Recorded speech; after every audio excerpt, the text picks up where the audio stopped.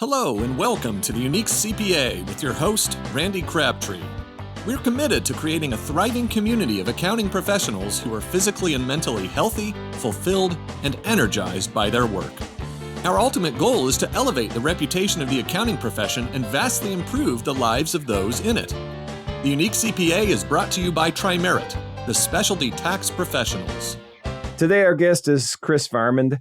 Chris and I actually met a month ago or so and had a great conversation and thought it'd be a lot of fun to get on the show. Chris is founder and CEO of Small Batch Standard. Small Batch Standard is I guess I'll let him define what it is, but what they do is they work with craft breweries, distilleries, cideries. I think that might be the way to say it. He'll tell me if I'm wrong. All right, it is cideries. And overall, helping those businesses to be more profitable. Chris, welcome to the Unique CPA. Thank you, Randy. Happy to be here. Well, happy to have you. So, Small Batch Standard, not a typical CPA firm name. Do you consider yourself a CPA firm, or how do you define Small Batch Standard? Yeah. So, great question. We are a financial agency for craft. Okay. And what that means is we are a group of CPAs, tax advisors, data analysis, accountants, all working toward one goal, which is to generate more profit for our brewery, distillery, craft manufacturing customers. And in the famous words of my buddy, and I think your buddy too, Chad Davis, we're the last stop for a brewery or a craft manufacturer. When I heard him define their firm, Live CA, as the last stop, I was like, we're the last stop too, buddy. That's a great way to put it. So actually, and I do know Chad Davis, and we are going to be getting him on the show at some point. He has not been on yet, but he has committed. The last I talked to him, he needed to get through, I think last month. I think in Canada it's April 30th is maybe tax deadline. I think I'm right there. So I need to reach back out. But can you define what he means by last stop, or what you mean by last stop?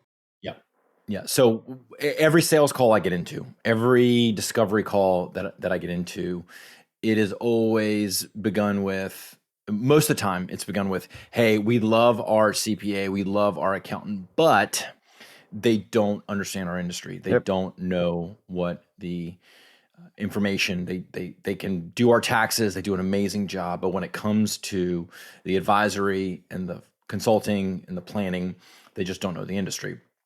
So we view ourselves as the last stop. They come to us and we're able to do the outsourced accounting, all the tax compliance, year-end tax filing, and add this level of consulting and advisory that doesn't really exist. I was telling someone the other day, I wish we had competition. I wish we had someone with the level of benchmarks and the level of data we have, because we are blazing so far ahead that all we have is our customers to tell us if it works or it doesn't work, it's working or not working, or successful, unsuccessful. And every good industry, every good disruptor needs competition to up their game and continue to do it. So yeah, we have financial benchmarks that I am confident in saying nobody else has in the industry. And we share those with our customers. We also share it with a one-off assessment if people want to honeymoon with us and kind of see how we operate before they go all in. And it's really eye-opening. I call it a shot of truth serum to their business. All right. Well, let's talk about the journey. Did you start out to become this niche? I mean, you are a niche industry. I mean, you could niche, Sure. You could be niche service, niche, but is that where it was from the start, or how did it evolve that the brewing industry was where you went? Yeah, good question. I began October 1st, 2010 as my name on the door with the tagline, Premier Accounting Technology Firm of North Florida. Okay. That was a Monday, and on Thursday I had a full-blown panic attack. Almost called 911. Really? All right. Yeah. I was sitting in an office by myself, and I realized that technology is just a tool. And looking back on it, I could have built a very successful practice on consulting on various technologies, implementation, troubleshooting, et cetera, but it wasn't a differentiator. It wasn't the differentiator because In one ear, I was having the Ron Bakers of the world and the Tim Williams of the world talk to me about value pricing and positioning on purpose and niching. Right. And in the other ear, I was thinking, I've got to be successful. And so at the time we were working with the craft brewery, it was before this last decade of boom, right? It was right at the beginning of the last decade of boom. Yep. I saw the complexities. I really saw the profit in the tap room. Yep. Oh, yeah. I saw how much money they were making in their tap room by making it in the back and selling it in the front. Then I started just taking a look at the overall business and saying, who's helping them? And this is complicated, right? Yep. Most of our businesses and most businesses you work with or anybody works with are one to two businesses under one roof, right? A brewery is 5. Okay. You have manufacturing, you have inventory, you have retail, you have wholesale. If you self-distribute, you have logistics. Started looking at the profile. It was 2 dudes. And I'm like, there's a major gap here. Right. There's a major gap here. Started showing up to conferences, started showing up to festivals and asking, who is doing this stuff for you guys? This is complicated stuff. And I wasn't waving like a fear-mongering flag. I was genuinely interested in who's helping them. Crickets. Yeah. Just crickets. At the time, government agencies didn't even know what to do with these. Right. They knew they had excise requirements and involvement, but they just like, it was all buddy honor system. So we began, we put our head down and began marketing. I didn't realize it was going to get as big as it did. And we've kind of come full circle on craft and where we are today. But buddy, from 2012 to 2018, there was some record. I mean, there needs to be a decade case study done on what happened to craft manufacturers in that span of 6 to 8 years. Right. I assume you followed that kind of that boom as well, because there were so many opportunities out there. Did you have to control growth at all? So we grew slow. Okay.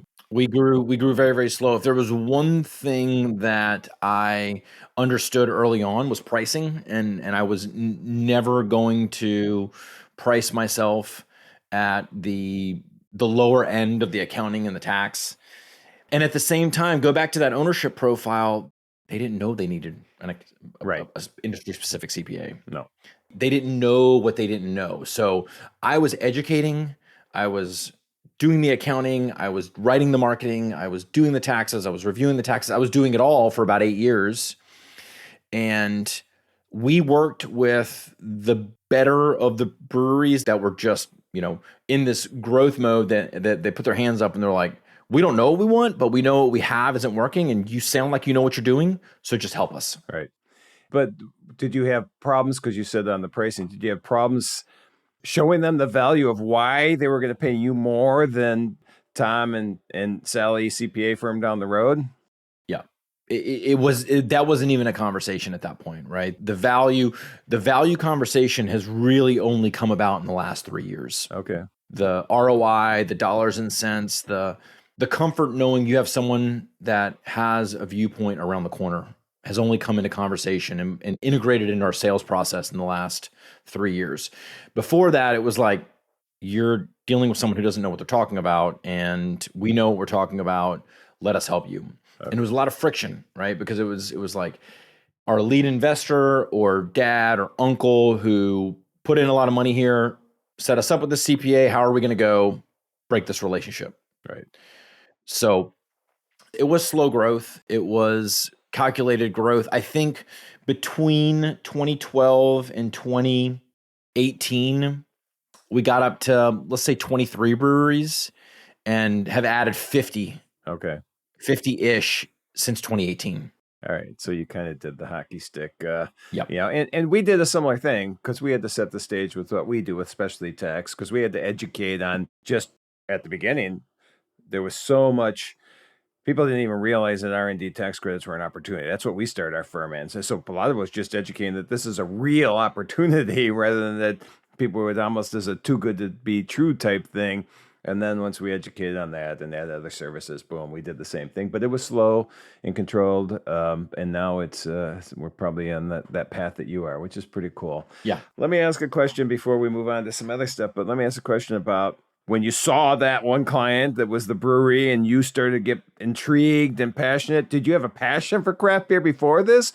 Okay, so this is some I usually try to talk about if you can turn your passion into your business, boy, that's Yep. a huge win. So let's talk about your history with craft beer then in general, you personally. So I wasn't actually with beer, but it was with fermentation. Oh, okay. All right. Yeah. All Yeah. right. So years before, I had been brewing my own kombucha at home. I've been making my own sourdough.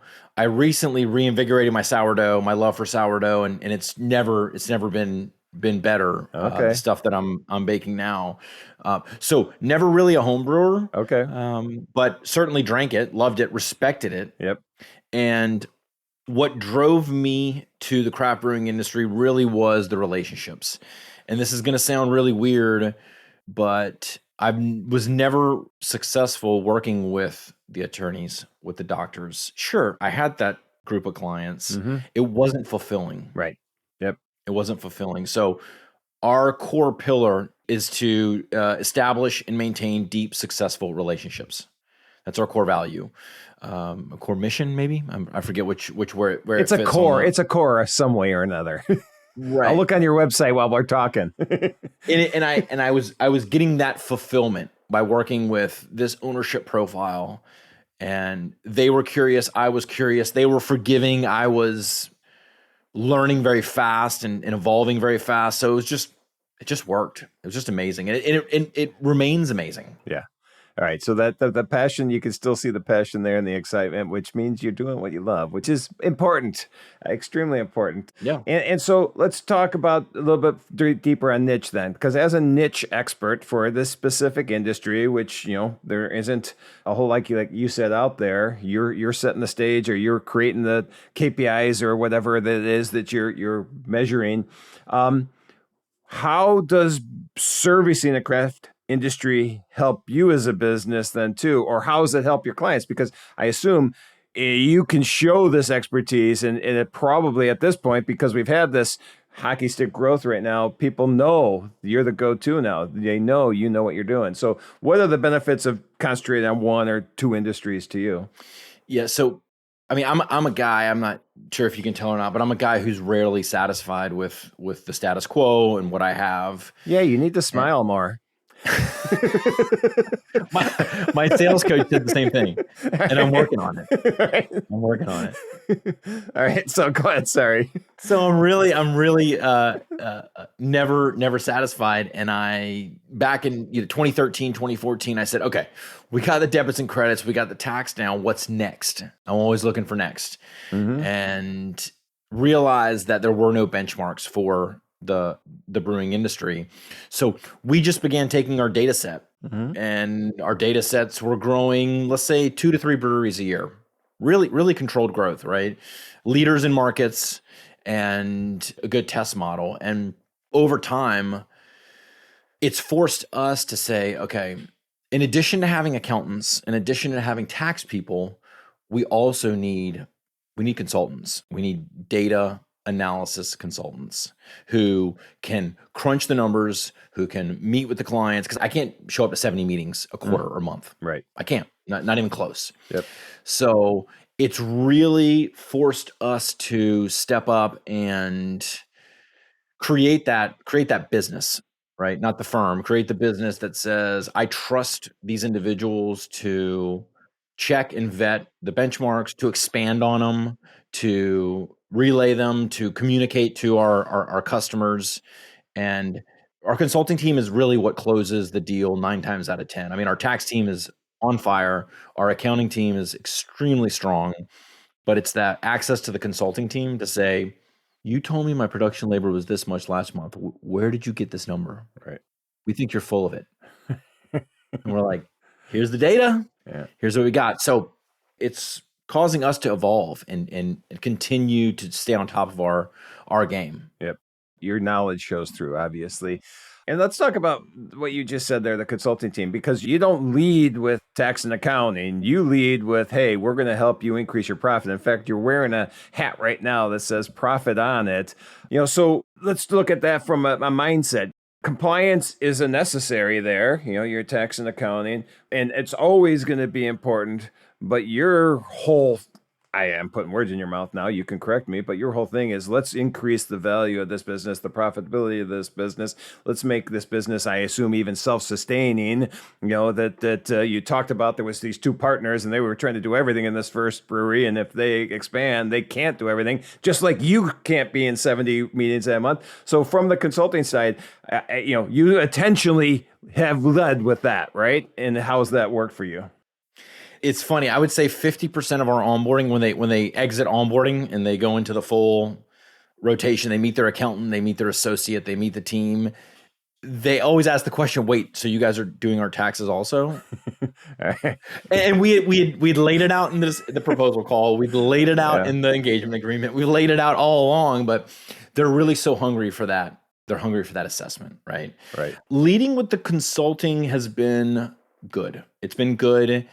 But once again, it's keeping us on our toes. It's keeping us at the top of our game because we have our standard benchmarks that we've identified drive the bottom line for a craft producer. Okay. And we can say without a doubt, right? It's checking and vetting those numbers and then going through and saying, we've seen this increase in, let's just say, keg deposits or keg leasing. There's been a shortage in aluminum, and keg leasing has just gone through the roof. Do we need to break this guy out? Do we need to start looking? Is this really impacting the bottom line now? Versus keg leasing in the past was just dropped in SG&A. We have a benchmark for SG&A once we pull out our biggest offenders, and we just kind of go from there. So leading with the consulting is good. It keeps us thinking, right? The IRS keeps the tax team on its toes, right, and changes in tax laws keeps the tax team on their toes. Accounting is what it is. It's that consulting team that keeps reinventing or not reinventing, polishing what we identify. All right. And then so let's pivot here for a minute. Let's go into, again, around niche, I guess, the importance of niche, but from a marketing standpoint then, or a business development standpoint, because before we went live, we just talked about you were just speaking at the Craft Brewers Conference in Nashville, Tennessee this last week, I think. And so that's obviously where you can show your knowledge and that as well. So how does the niche and how do you go about with the marketing business development with your thought leadership, I guess? Yeah, that's a good question. Some people know this about me. Some people don't. Prior to being an accountant, I was in improv. Oh. I did improv in college, did a little bit of stand-up comedy, and then I immediately exited that career and went into governmental and not-for-profit auditing. Oh, a perfect segue. Obviously, that makes complete sense. This was 2004, and it was a dark time for me, buddy. Right. It was dark. I couldn't do it. Oh man, it was dark. So my outlet has always been writing or speaking. Speaking opportunities have only afforded themselves, like I said, in the last 3 to 4 years. Right now, we're in very high demand to speak. Prior to that, I would just write. And that's how I have gained most of my notoriety in the industry is a newsletter. And I recommend this for anybody trying to build a niche. Yep. Anybody trying to build a niche. From day one, as we learned, we just gave the knowledge away. Yep. As we have a benchmark, we gave it away. Yep. We gave it away. And we don't have anything behind the curtain because we understand the gap between information and execution. Yes. The gap is massive. Yes.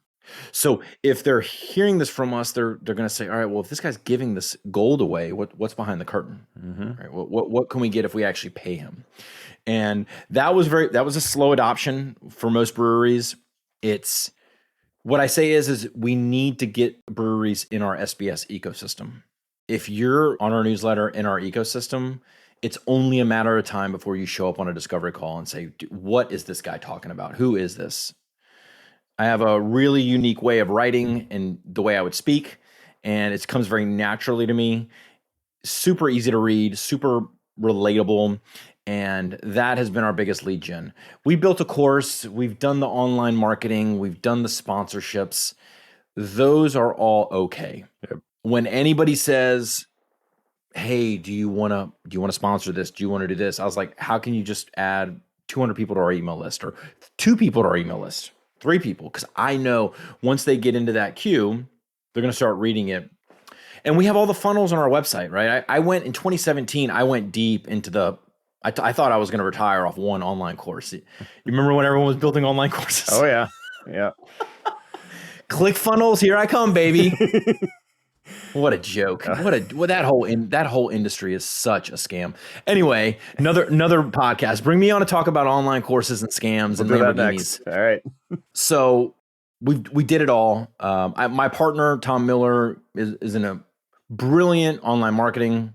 That's how we met, building online marketing stuff. And he really has just moved into this COO. He's actually the CEO now. I'm no longer even the CEO of the company. I'm founder and principal advisor. Okay. So then from a business development, is it all inbound? I mean, it's pretty much coming to you from that newsletter, or obviously speaking events, or being on the Unique CPA podcast, obviously, will be a huge generator for you. So everything you mentioned, and as of late, we've gotten a bunch of leads from each state has a brewers guild. Yep. And that guild is tasked with events, festivals, legislation, stuff like that. Each of them have an executive director. Most of the executive directors know about us, or we've spoken at a lot of the state guilds. So they're sending us a lot now.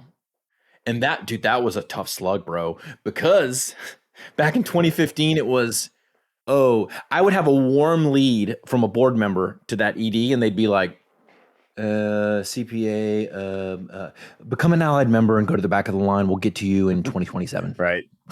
Yeah. And I'm like, wait a minute, you can't afford not to have us speak in the next 6 months because half your breweries are going to shut down. Right. They'd be like, back of the line, thank you. It's changed over. It's changed over now, and so we're getting a lot of support from those. Yeah, but it's building the reputation, sharing your knowledge, giving away. That's that's my mantra too. Is share your knowledge. That's what I do all the time, and it comes back to you for sure. And exactly the reason you said, because what else is behind there? He's giving all this away. What else is behind there? What else can they do? And so I completely agree. We're on the same page there. I love it. All right, so niche practice, you can show the value what you're doing, you have this expertise, people know you do this, you're not going to bill, hey, I'm going to bill you $200 an hour and we'll come in and we're going to do this. You've come up with a pricing model. What is the pricing structure you use? Yeah, so as I mentioned back in 2010, I drank the value pricing book, hung out with the VeraSage folks, hung out with Ron Baker and that whole crew. I was on just as a side note, sorry, I cut you off there. 2 days ago, I was on a panel with Ed Kless, Ron's partner. He and I were talking about what was the panel? The importance of advisory? It wasn't that, but it was something about advisory. So, okay. So just as a side note, you just mentioned Ron Baker and VeraSage. Ed Kless is part of that. Boom, back to you. Ed is a mind. I mean, he is a brainiac when it comes to that stuff. He's really good. At one point, I just Ed, you just blew my mind. So, yeah. He's a lot. He's a lot, but he knows his stuff. Yep. So I knew that I was never going to bill by the hour again, and the value pricing made sense, but it didn't really click until we have a niche. We had something to kind of hang the value on. So. I haven't billed by the hour in 12 years. I haven't filled out a timesheet in 12 years. Yes. I've been profitable for 10 years, which is good. Yes. Where it becomes lethal is where we're now to the point where we can throttle up and throttle down demand. Yep. And then we can throttle up and throttle down demand pricing with that demand. So we've got the marketing, we've got the content down, we've got the drops. We're currently on a 90-day wait list. Okay. And we've jumped our pricing up. We do everything based off of client load score. We have a number of factors which we assign to a brewery. Those translate to dollars. The dollars translate to monthly retainer. And it's all in, right? It's your accounting, it's your taxes, year-end taxes, and then either a monthly or quarterly huddle. It also includes a monthly compass report, we call it, and that compass report shows you where you benchmark. It's a beautiful PDF we send them.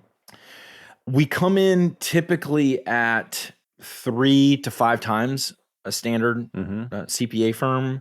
I would say we come in. Here's what I will say. If we're taking regional business and we're anywhere close to what what they're paying now, we immediately raise price. So we want to be at 2 to 3x regional firms per year.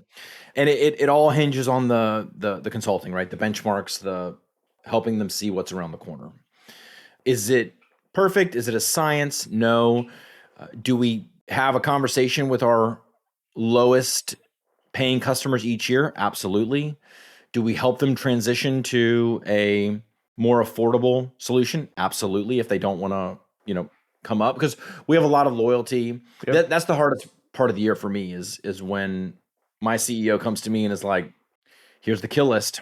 Right. Are you ready? I'm like, never ready. Are you kidding me? I know it's tough, but it's necessary. It is necessary. And some say, whatever you want, just bring us up. We don't want any disruption in what you guys do for us. Others are out the door, and we transition them.